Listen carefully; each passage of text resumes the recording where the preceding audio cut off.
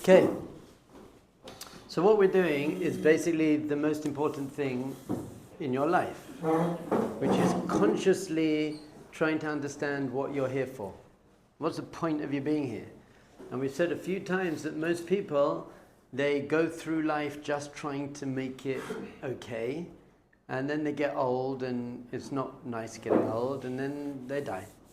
And they might do some things in the world, and they might be a nicer person or a less nice person, but in general, the life's a bit hefker. Hefker means, literally means ownerless, but it really means meaningless in a way. For many people, their life is about supporting my family, really. How am I going to support my family and go on vacation for a couple of weeks a year? And there's no immense drive. There's no, this is what I'm alive for. Like, why did you get up this morning? Did you fall asleep last night excited for the alarm? And you're like, I'm so excited because the alarm's going to go off. I'm going to get out of bed and I know what I'm living for. I know I'm very, very clear what I'm living for. I'm very clear on what it takes to achieve that. And I'm just going to commit to doing that all day. So for most people, they don't have clarity on that. So we got a little bit of clarity on that. We said there are two levels. There's the foundational level, which is just be good and do good.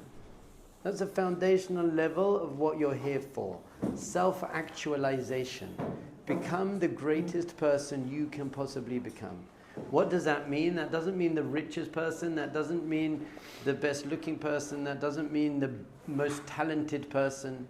When we say become the greatest person you can possibly become, that is really talking about three things. The first one is midot, which is your character traits. Let go of your negativity. Let go of your jealousy, doubt, anger, fear, guilt, low self-esteem, vanity, arrogance, hatred, judgmental. Just let go of negativity.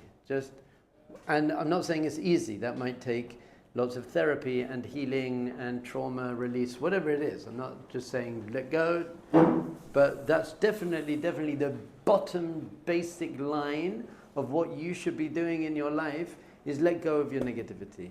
And unfortunately, most people are prone to negativity.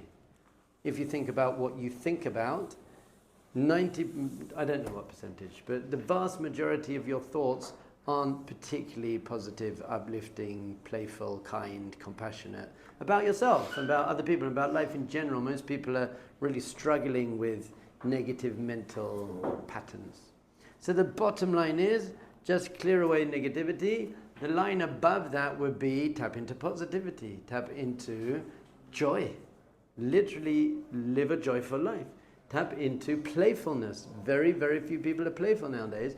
It's hard to be playful when you've got so much stuff to deal with though. You know what, I'd love to be playful, but how am I going to pay the rent? And I've got to deal with my relationships and my health and my parents and so people have. We used to be playful when you're a kid and you have no responsibilities and no distractions, then you can be fun and playful, hopefully, by the way. You can tell how healthy your home is by how happy your children are, how playful your children can be, how free they feel, because children feel free when they have security. When they have security and love, then they're going to play. Kids that grow up in abusive households, it's hard for them to play because they don't feel secure, they don't feel loved, so then they close down basically. But as we grow older and older, we lose our playfulness, firstly because it's hard, after we're so worried what other people think of us, building up a sense of self. So you want joy, you want playfulness, you want compassion on yourself and other people, you want kindness, a major thing. You want to be non-judgmental, you want to be motivated and inspired, and you want to be motivating and inspiring. First you'd have to be motivated and inspired, and then you can become motivating and inspiring. So basically the first and most basic thing in your life is that you need to get rid of negativity, tap into positivity. Just that in itself would give you a great life.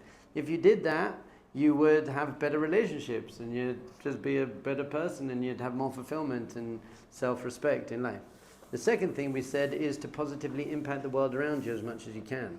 And those things should really go hand in hand. Once you've built yourself up into a peaceful, happy, joyful person, then you're not so self-centered anymore. It's like, I'm all right. I don't need to get what I want all the time. You become so much less needy. It's so horrible and burdensome being very needy. I need a lot. I need nice food and nice clothes, and I need people to like me, and I need things to go my way, and most people are a real big slave to needing stuff in order to be happy. But once you've refined your inner world, then you become not so needy. I'm okay. I'll eat whatever there's to eat. It says sunny, it's rainy, I'll be okay. I'm not depending on the external world for my happiness and sense of self anymore. So I'm basically a free person. At which point then you're like, okay, so now I don't need to worry about myself so much anymore. How am I going to positively impact the world around me in an amazing way? And that doesn't mean I'm going to set up a worldwide organization. That just means I'm just going to be a nicer person and care about other people and ask them how they're doing and sacrifice my stuff for them. So you know what? You can have the last schnitzel at lunch. I don't need it. Whatever it is. Small things. And then we said you've got to improve yourself, character traits. You've got to positively impact the world around you. But then what we're really here for, that's just the baseline. Be good and do good. What we're here for is spiritual consciousness. That's really why your soul's in this world. It's not about your career. By the way, you should have a good job, I don't mind, and have a nice house and a car, have all of that stuff, but don't rely on it and don't chase it and don't get emotionally involved in it. And that's not what you're here for. It's all distractions. Now, if you can have those things without being distracted from your spiritual path, then go for it. Have it. It's very nice. Have a beautiful house. Invite me over. I'll swim in your pool. Thank you very much. Make sure you have a mikveh. If you're gonna be rich, by the way, have a mikveh in your house. Obviously. If you're gonna choose, you've only got enough money for a swimming pool or a mikveh, of course you're having a mikveh. You can get a really big mikveh. But you got to, what are your values? You want to live up to your values. So the purpose of life is to recognize that you are a spiritual being, you're a soul, a neshama, that existed before the body, and then however old you are, 20 years ago, 25 years ago, the body was born and the soul came into the body, and the soul's going to now be in this body for 100 years. And then the body's going to die and the soul's going to continue back into some spiritual experience. So what are you meant to be doing in this 100 years of physical reality is having spiritual experience wells in physical reality. That's all. Make physicality spiritual. That's it. Very, very simple. Nothing else. And we spoke about it. We're not going to talk about it now. Nahamad Kisufa. When we receive spirituality in relationship with God without working for it, then we don't enjoy it as much. Just like if you get a bus up the mountain rather than hike up the mountain, you don't enjoy the view as much. So you have to work for your spirituality. You have to work for your peace of mind rather than just be given it. So this world is the world of fixing, the world of working, the world of growing, the world of investing. It's the world of challenge. It's the world of test. That's what we're doing here. You're not meant to be wasting time. People like, the highlight is I go to Eilat for 2 weeks and sit on the beach. I'm doing my job, and then I went on a vacation. That's not what life is about. It's a crazy thing. So and we said spirituality isn't just when you're praying and meditating and doing mitzvahs. Spirituality is when you're doing business, and when you're in your relationships, and when you're changing diapers, and when you're washing everything. Spirituality is a whole different way of looking at life in general. I'm a spiritually conscious human being, which means there's no separation between the mundane world and the holy world. We say we have to bring spirituality into everything we're doing. That's just how I see life in the world. So at this point, Rabbi Nachman screeches onto the page, and he says this in Likutei Moharan Tinyana, the second part of Likutei Moharan. He says, very important, Masha ha'olam rechakim me'Hashem yitbarach. That the people in the world are far from Hashem. What does it mean to be far from Hashem? Well, what does it mean to be close to Hashem? It means emotional intimacy. Closeness is defined by emotional intimacy, which in Judaism consists of two main things, which are called ahava and yira. Ahava means love, which really means oneness, deep connection, a deep feeling that we are intimately part of the same thing. That's why your children, for example, you love you'll see. You don't know what love means until you hold your child, because you actually see them as literally, this is an expression of me. We're one, me and and hopefully your wife as well. Oneness. That's what love is. And then there's yira, which means reverence. Or I like to call it excited wonder. It's like, so it's less of a oneness. Yira, which is sometimes translated as awe, it's not close actually. It's a feeling of wow. I don't feel one. I feel kind of small, but not afraid. People translate yira as fear. It's not what it means. Yira means wow. Reverence, respect, awe, excited wonder. So these are our two main things. So with your wife, you should feel both of these. She should walk into the room and you should feel we are one soul and I feel so deeply connected. But you should also have a sense of yira. You'd be like, wow, look at her, she's amazing. And that should grow, by the way. We'll give you a relationships class, so you know how to do that, because in the secular world it's the opposite. You're like, whoa, because you're looking at her body. And then after a while you get bored of it. Judaism says, whoa, because you're looking at her soul. And soul just gets bigger and greater, and the more connected, the more you spend life together, it gets greater and greater. So it's a whole different relationship. Secular Western world is a relationship between two bodies and two egos, really. In Judaism, it's a relationship of one neshama. It's a whole different paradigm shift. So we have to feel close to Hashem, which means we have to feel one with Hashem, part of Hashem, an expression of Hashem, but also, wow, Hashem's much beyond me. I'm just a small little ray of Hashem's immense, infinite sun. And that means I've got lots to do in the world. I have to bring godliness into the world. Hashem's relying on us to bring spirituality and God into the world.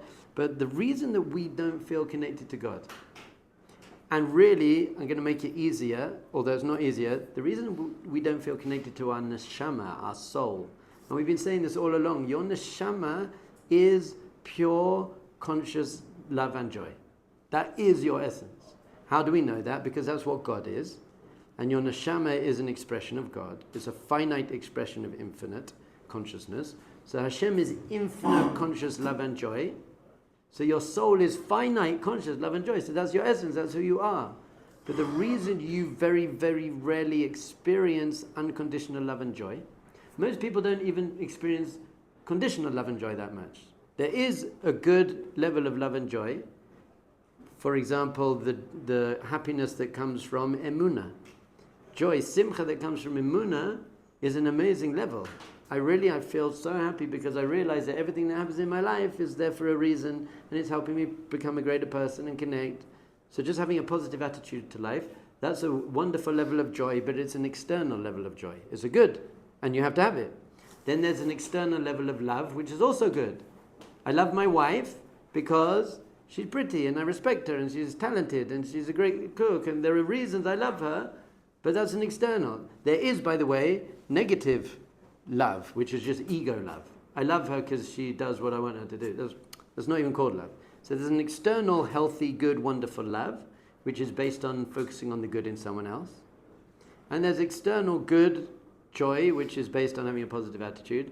But there's a love and joy that is unconditional, which you don't need to work on, you don't need to create, you don't need to maintain, which is just your natural state of being. It's like revealing that that's who I am, this love and joy. So why do we very, very rarely experience love and joy? It says here,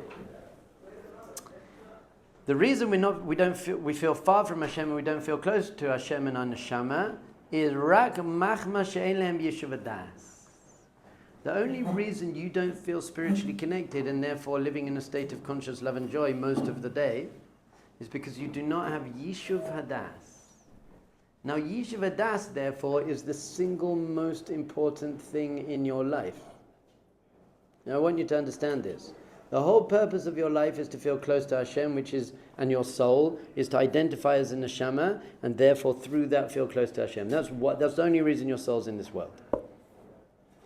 And the only thing stopping you from feeling that is that you don't have Yishuv HaDaas. Do you now understand that Yishuv HaDaas is the single most important thing in your life? Do we understand what?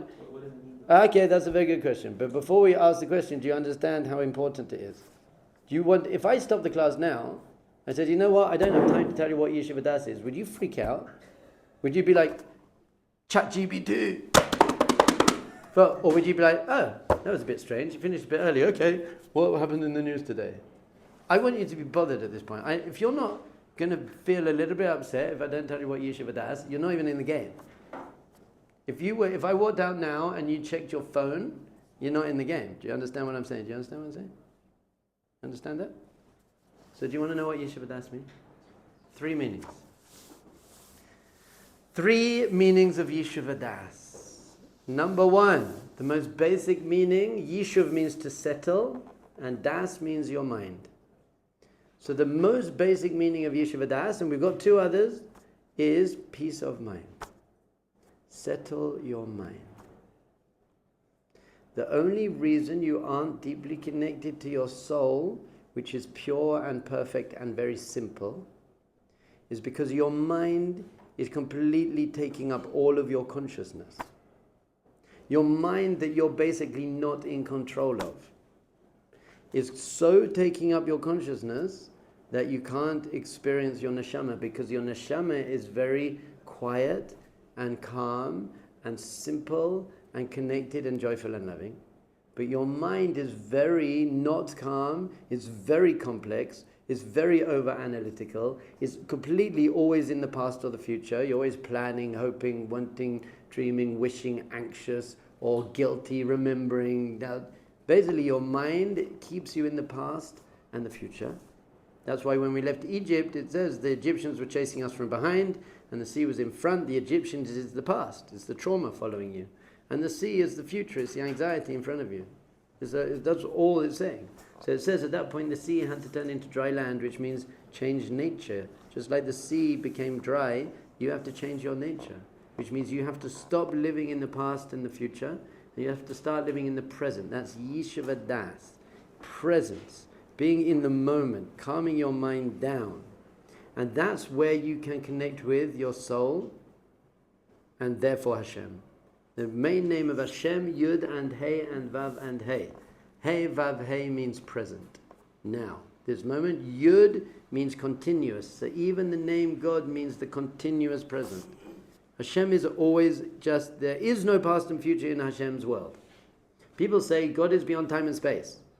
And the basic meaning of that is God's beyond the universe, beyond time and space. His past and future is all one. Hashem, Mashiach's come, in Hashem, everything's happened. But another way of saying that is, no, Hashem's just in the present moment. And once it's all about present moments, the past does not exist and the future doesn't exist, and it never has, never will be. Every future moment is just going to be the present. We're just moving through a continuous present. So if we can bring ourselves into the present moment, called Yishuv HaDaas, that's where we meet Hashem. Doesn't mean you shouldn't have goals, you should know where you're going. I know where I'm going, but in order to get where I'm going, I just have to do what I need to do now. That's why lots of people ask me about Mashiach, when the Messiah comes, will we do this? And I say, I don't know. I'm just going to do what I need to do now to make sure that everything will be okay when Mashiach comes. But of course I want Mashiach to come, but I'm not going to be messing up now by hoping for Mashiach to come. I'm going to do what I need to do now, and that's going to facilitate Mashiach coming and facilitate me being in the right consciousness for when Mashiach comes. So the first thing is calming your mind, clearing your mind. The example I often give is, I'm from London. How many days a year does the sun shine over the streets of London? So the guy from England says 0. Some people say 60, some people say 4. So the real answer is 365 days a year. The sun shines over the streets of London for 365 days a year. Just so on 359 days of the year there are clouds in the way, so you can't experience it.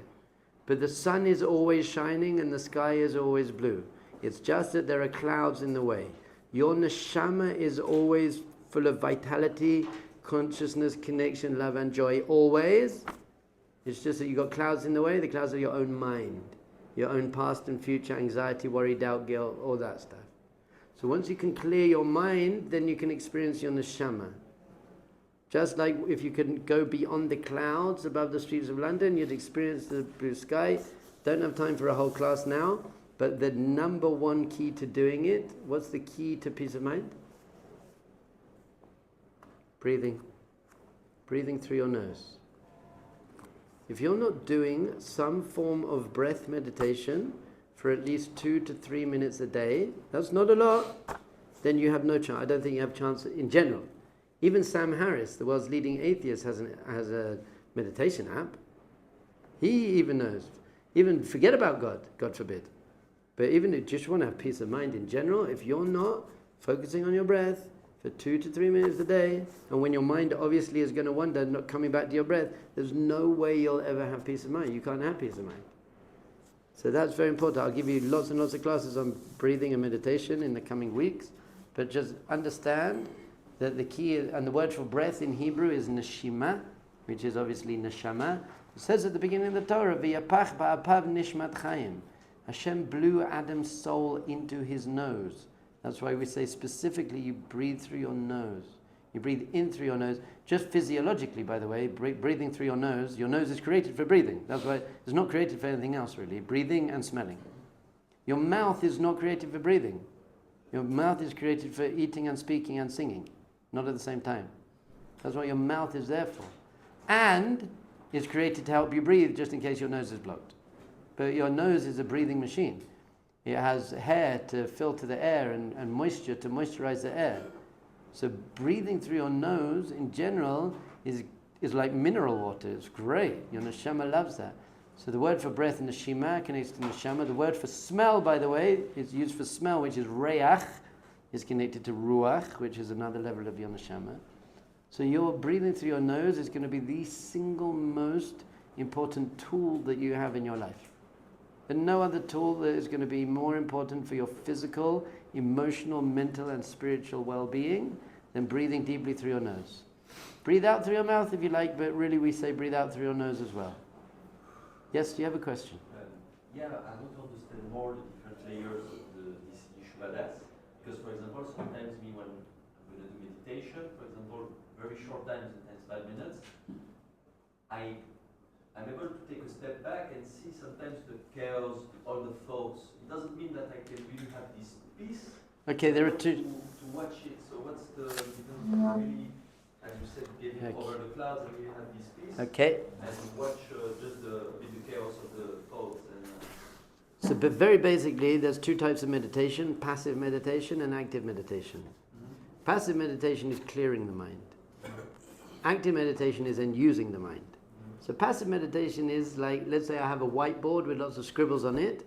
Passive meditation means I'm going to clear the whiteboard. Active meditation is then I'm going to choose what to write on the whiteboard. So there are two types of passive meditation, and you basically mentioned them both. One of them is called hashkata, which means quietening the mind. Quietening the mind is done by focusing on the breath, and when your mind gets distracted, which it will after a quarter of a second, rather than getting frustrated or upset or bored or anxious, just smile. Come back to focusing on your breath, coming in, going out. Coming in, going out. And then your mind will shoot off again. And the whole practice is sitting for 3 minutes, catching your mind and bringing it back. You're not going to be able to sit and focus on your breath even for 1 second, let alone 3 minutes. But then you get better. Mind wanders, catch it, bring it back. That's one type. Hashkata. Comes from the word sheket, which means quiet. And there's another type of meditation which you basically mentioned called habata, which means to observe. So the observing is, I'm going to observe what's going on in my mind. There's going to be all these thoughts, and I'm just going to watch them literally like clouds going past in the sky. And what's going to happen is, you're going to start engaging in the thoughts rather than watching them. So a thought will come and you'll be like, I can't believe I'm thinking about her again. What's wrong with me? I'm meant to be meditating.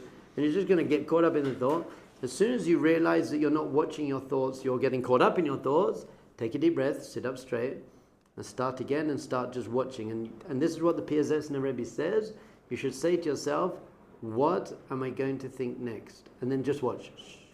Now, if you really do that and you step into a place of observing, then often a thought doesn't come for 1 second, and then a thought comes. And the first thought is probably, is this a thought? Which it is. At which point you smile. So then you keep coming back and you keep observing. And you see a thought. So a thought is like, I'm not good enough. Now rather than, that's not true, that is true. Why did I think that? My parents were, just see I'm not good enough, almost like echoing through your consciousness, and just let it go past. Curiously watching the thoughts that come into your mind. Now this is very, very difficult because it's very difficult not to get sucked in and start engaging and judging. So you have to practice. Just like it's very difficult to focus on your breath. You have to practice. But after a while, once you really step into the place of observing the thoughts, then they stop coming. Why do they stop coming? Because when you're in a place of observer, in a place of consciousness, then you're not in a place of mind. You basically pull yourself back from mind, and it's going to make your mind slow down, and eventually there won't be a thought. At which point, don't get too excited, because then thoughts will come back. You'll be like, oh my goodness, I'm not thinking. I have to. So maybe we'll do practice sessions, I think. We've run out of time. There are two other major meanings of Yishuv HaDaas. The first one, peace of mind. The reason you're not spiritually connected, and you're therefore not connected to God, is you don't have peace of mind. We just said that one of the main keys to peace of mind is breath meditation. Focus on breathing in and out through your nose. Tomorrow, we won't do it. We'll do a Parsha class tomorrow. Sunday, we'll do the other two meanings of Yishuv HaDaas, which are completely going to change your life.